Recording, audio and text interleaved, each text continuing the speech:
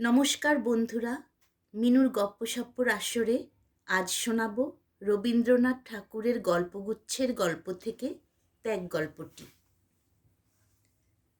ফাল্গুনের প্রথম পূর্ণিমায় আম্রমুকুলের গন্ধ লইয়া নববসন্তের বাতাস বহিতেছে। পুষ্করিণী তীরের একটি পুরাতন লিচু গাছের ঘন পল্লবের মধ্য হইতে একটি নিদ্রাহীন অশ্রান্ত পাপিয়ার গান মুখুজ্জেদের বাড়ির একটি নিদ্রাহীন শয়নগৃহের মধ্যে গিয়া প্রবেশ করিতেছে।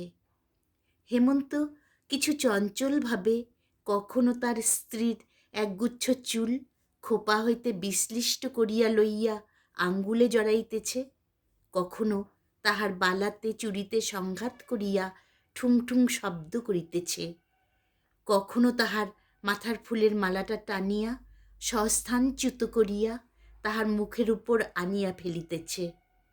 সন্ধ্যাবেলাকার নিস্তব্ধ ফুলের গাছটিকে সচেতন করিয়া তুলিবার জন্য বাতাস যেমন একবার এপাশ হইতে একবার ওপাশ হইতে একটু আধটু নাড়াচাড়া করিতে থাকে, হেমন্তের কতকটা সেই ভাব। কিন্তু কুসুম সম্মুখের চন্দ্রালোক প্লাবিত অসীম শূন্যের মধ্যে দুই নেত্রকে নিমগ্ন করিয়া দিয়া স্থির হইয়া বসিয়া আছে। স্বামীর চাঞ্চল্য তাহাকে স্পর্শ করিয়া প্রতিহত হইয়া ফিরিয়া যাইতেছে। অবশেষে হেমন্ত কিছু অধীরভাবে কুসুমের দুই হাত নাড়া দিয়া বলিল, কুসুম, তুমি আছো কোথায়? তোমাকে যেন একটা মস্ত দূরবীন কষিয়া বিস্তর ঠাউর করিয়া বিন্দুমাত্র দেখা যাইবে এমনই দূরে গিয়া পড়িয়াছ।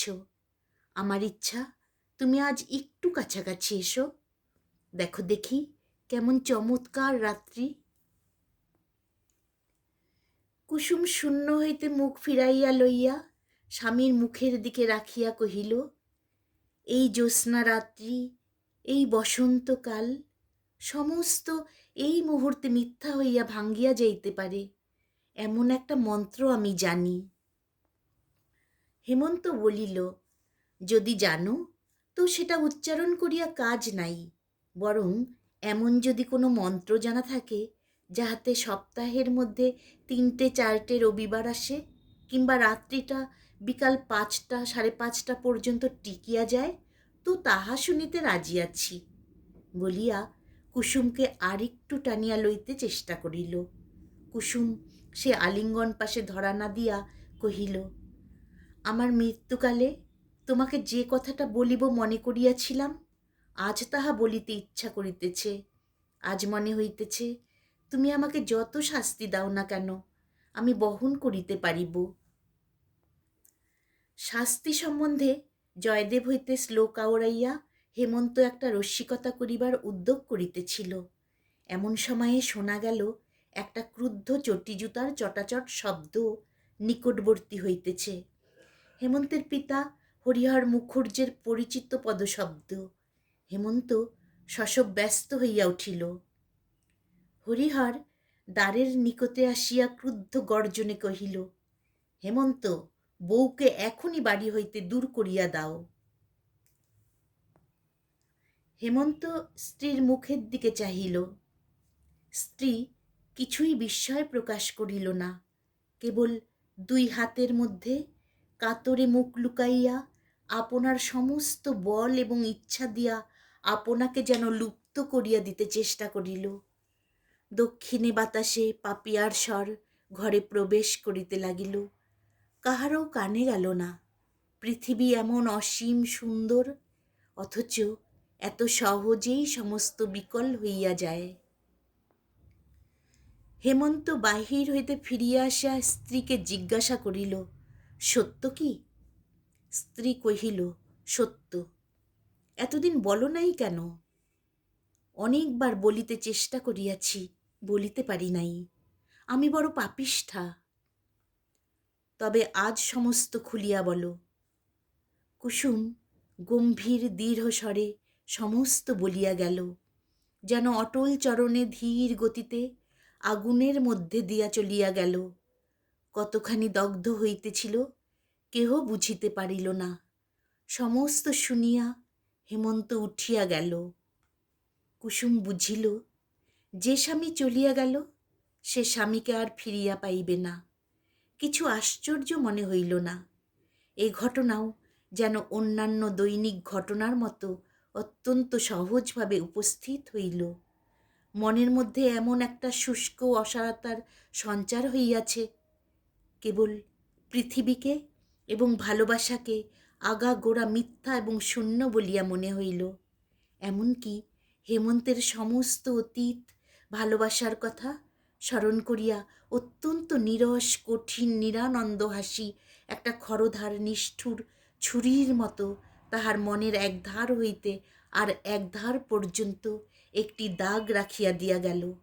বোধ করি সে ভাবিল, যে ভালোবাসাকে এতখানি বলিয়া মনে হয়, এত আদর, এত গার্হতা, যাহার তিলমাত্র বিচ্ছেদ এমন মর্মান্তিক, যাহার মুহূর্তমাত্র মিলন এমন নিবিড়ানন্দময়, যাহাকে অসীম অনন্ত বলিয়া মনে হয়, জন্ম জন্মান্তরেও যাহার অবসান কল্পনা করা যায় না, সেই ভালোবাসা এইটুকুর উপর নির্ভর। সমাজ যেমনই একটু আঘাত করিল, অমনি অসীম ভালোবাসা চূর্ণ হইয়া এক মুষ্টি ধুলো হইয়া গেল। হেমন্ত কম্পিত স্বরে কিছু পূর্বে কানের কাছে বলিতেছিল, চমৎকার রাত্রি। সে রাত্রি তো এখনো শেষ হয় নাই। এখনো সেই পাপিয়া ডাকিতেছে, দক্ষিণের বাতাস মশারি কাঁপাইয়া যাইতেছে এবং জ্যোৎস্না সুখশ্রান্ত সুপ্ত সুন্দরীর মতো বাতায়নবর্তী পালঙ্কের এক প্রান্তে নীলীন হইয়া পড়িয়া আছে। সমস্তই মিথ্যা। ভালোবাসা আমার অপেক্ষাও মিথ্যাবাদিনী, মিথ্যাচারিণী। পরদিন প্রভাতেই অনিদ্রা শুষ্ক হেমন্ত পাগলের মতো হইয়া প্যারীশঙ্কর ঘোষালের বাড়িতে গিয়া উপস্থিত হইল। প্যারীশঙ্কর জিজ্ঞাসা করিল, কি হে বাপু, কি খবর? হেমন্ত মস্ত একটা আগুনের মতো যেন দাউ দাউ করিয়া জ্বলিতে জ্বলিতে কাঁপিতে কাঁপিতে বলিল, তুমি আমাদের জাতি নষ্ট করিয়াছ, সর্বনাশ করিয়াছ, তোমাকে ইহা শাস্তি ভোগ করিতে হইবে। বলিতে বলিতে তাহার কণ্ঠ রুদ্ধ হইয়া আসিল। প্যারীশঙ্কর ঈষৎ হাসিয়া কহিল, আর তোমরা আমার জাতি রক্ষা করিয়াছ, আমার সমাজ রক্ষা করিয়াছ, আমার পিঠে হাত বুলাইয়া দিয়াছ। আমার প্রতি তোমাদের বড় যত্ন, বড় ভালোবাসা। হেমন্তের ইচ্ছা হইল সেই মুহূর্তেই প্যারীশঙ্করকে ব্রহ্মতেজে ভস্ম করিয়া দিতে, কিন্তু সেই তেজে সে নিজেই জ্বলিতে লাগিল। প্যারীশঙ্কর দিব্য সুস্থ নিরাময়ভাবে বসিয়া রহিল।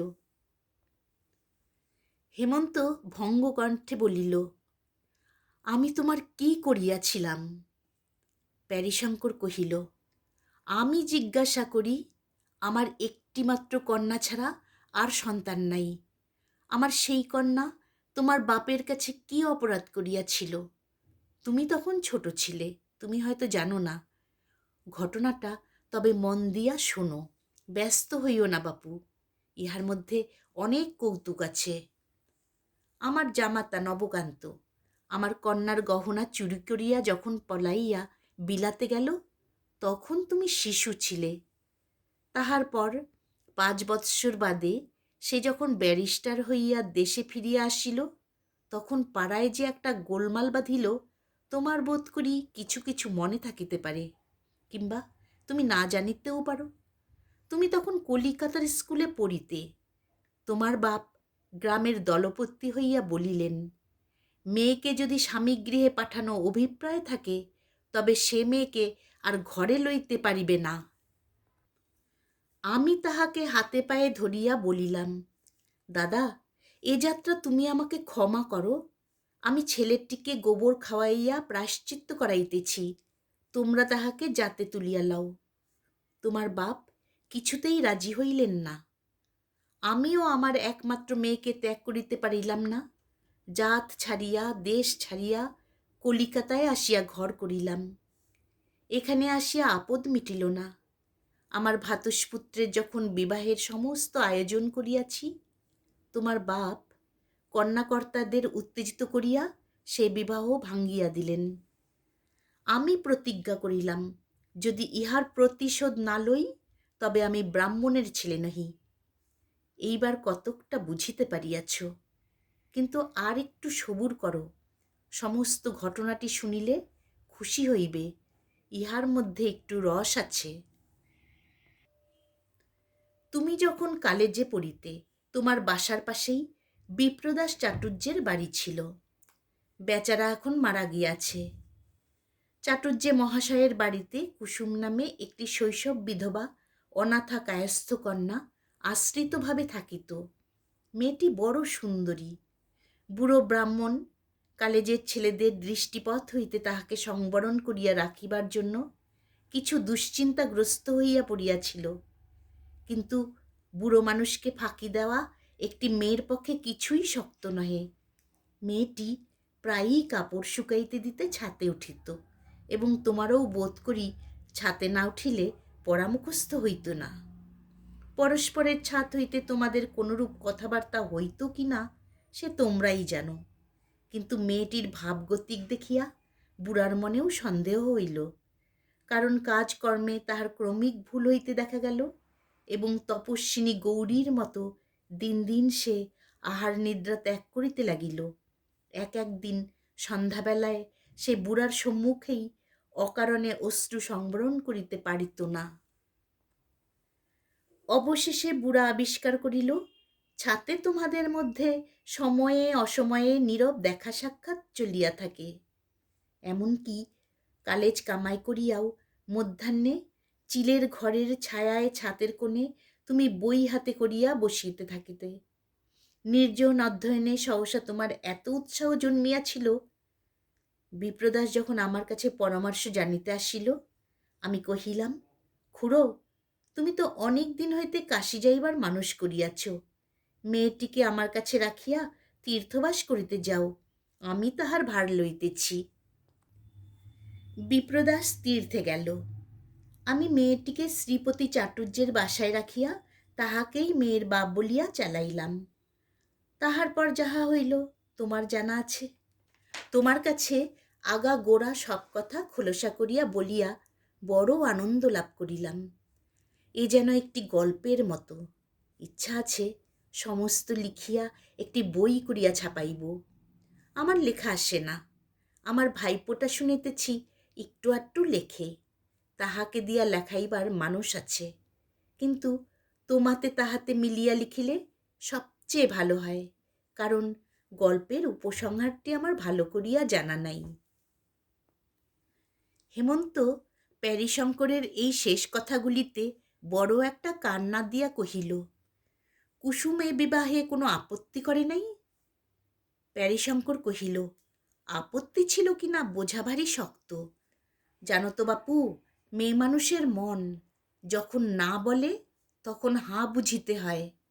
প্রথমে তো দিন কতক নতুন বাড়িতে আসিয়া তোমাকে না দেখিতে পাইয়া কেমন পাগলের মতো হইয়া গেল।